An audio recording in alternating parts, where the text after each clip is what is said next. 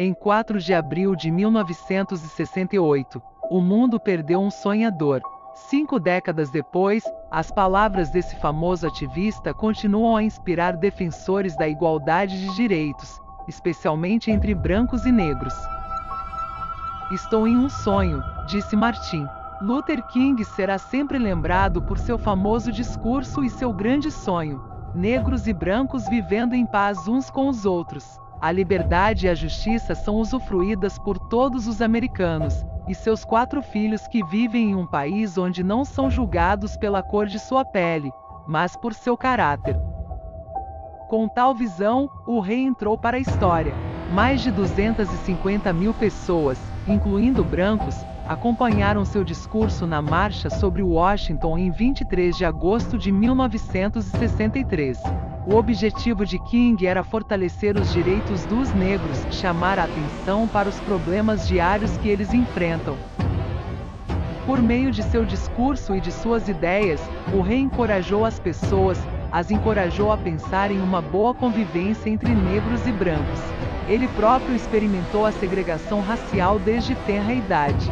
Nasceu em 15 de janeiro de 1929, em Atlanta, Geórgia, sob o nome de Michael King Jr., filho de um pastor e de uma professora. Passou a maior parte de sua infância brincando com 2 vizinhos brancos, até que um dia seus pais se recusaram a vê-lo, amigos dele. Mudança de nome em homenagem a Martinho Lutero, mas o senhor não se moveu. Tanto na escola quanto em sociologia e teologia, ele se destacou. Embora após sua morte, tenha sido revelado que ele havia plagiado partes de sua tese de doutorado. Aos 17 anos, tornou-se pastor assistente de seu pai em Atlanta. Pai e filho tinham uma fé profunda em Deus, que se refletia em seus nomes. Em 1934, o rei pai foi a Berlim para participar do Congresso Mundial Batista. Durante a viagem, ele aprendeu muito sobre o reformador Martinho Lutero, e ficou fascinado. Quando voltou para casa, o rei pai mudou seu nome e o de seu filho para Martin Luther King. O filho não estava interessado apenas em religião. Estudou com Aristóteles, Platão e Marx e foi um grande admirador dos escritos de Mahatma Gandhi. Com o foco de Gandhi no amor e na não-violência, encontrei a maneira de mudar a sociedade que procurava, disse King. Em 1953, casou-se com Coretta Scott Williams, com quem teve 4 filhos. Fusível, resistência ao Rosa Parks. King ficou noivo depois que a ativista negra dos direitos civis Rosa Parks foi presa em 1955 por se recusar a sentar um homem branco em um ônibus público em Montgomery, Alabama. Por mais de um ano, King e outros ativistas boicotaram ônibus públicos. A oposição foi bem sucedida. Em 1956, a Suprema Corte derrubou a segregação racial no sistema de transporte público de Montgomery.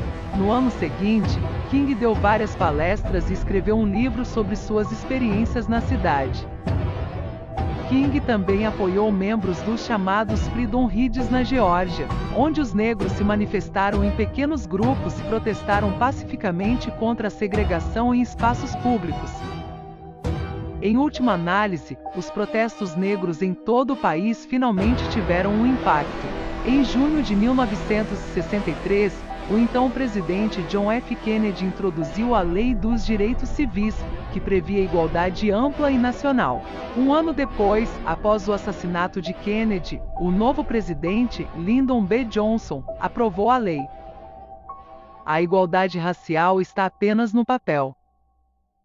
Apesar dos problemas políticos, King e outros líderes de várias organizações de direitos humanos não desistiram de seu comício em Washington, D.C., marcado para 28 de agosto de 1963. Além disso, o famoso discurso "Eu tenho e sonho" de Martinho Lutero Rei antes do Lincoln Memorial era quase impossível. Um ano depois, King recebeu o Prêmio Nobel da Paz, mas sua luta por direitos iguais não terminou aí. A igualdade racial existia apenas no papel, razão pela qual em 1965, organizaram marchas de Selma a Montgomery, Alabama. para chamar a atenção para a desigualdade entre brancos e negros no direito de votar. Os manifestantes foram reprimidos pela polícia várias vezes, mas acabaram chegando a uma cidade vizinha. Posteriormente, o presidente Johnson mudou de ideia e disse que apoiava a nova lei eleitoral. A Lei dos Direitos de Voto foi aprovada pelo Congresso no verão de 1965. Enquanto isso, grupos violentos foram organizados especialmente nas cidades da Califórnia e nos estados do Norte. Para eles, o progresso foi muito lento. Desilusão e desilusão prevaleceram até que finalmente Malcolm X e o Partido dos Panteras Negras desafiaram os ideais não violentos de Martin Luther King. Mas o Senhor não desistiu.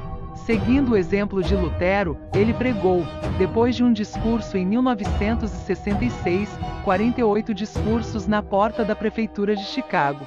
A princípio, houve oposição a King, que não deveria interferir nos interesses dos negros em Chicago. Mas o Senhor permaneceu firme. Da mesma forma, suas mais de 30 prisões não o retiraram de sua condenação. A morte de um herói. O rei não encontrou apenas rejeição entre o povo.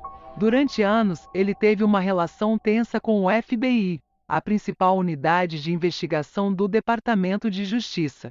O FBI o interrogou e descobriu que ele era comunista.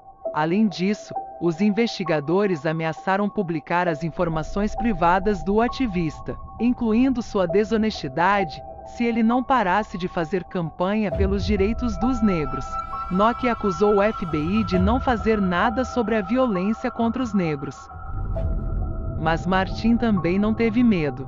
O FBI não podia parar seu trabalho. Apenas James Arroway poderia fazer isso. Um criminoso condenado atirou em King em 4 de abril de 1968, de uma varanda de hotel em Memphis, Tennessee. O rei tinha 39 anos. Os assassinatos causaram grandes tumultos em muitas cidades dos Estados Unidos. Um total de 39 foram mortos e cerca de 10.000 foram presos. Até hoje, King é considerado um herói da história americana, cujos sonhos são compartilhados por muitos negros americanos, incluindo sua neta Yolanda Renee King, que recentemente apareceu na sociedade. Em 24 de março, durante a Marcha por Nossas Vidas em Washington, ele expressou seus desejos. Meu avô sonhou que seus 4 netos não seriam julgados pela cor de sua pele, mas por sua humanidade. Um país sem armas, ponto final, disse uma menina de 9 anos, não muito longe, e onde seu avô fez seu famoso discurso. Se você gostou deste vídeo, deixe seu like, se inscreva no canal e ative as notificações para não perder nenhum conteúdo. Até o próximo vídeo.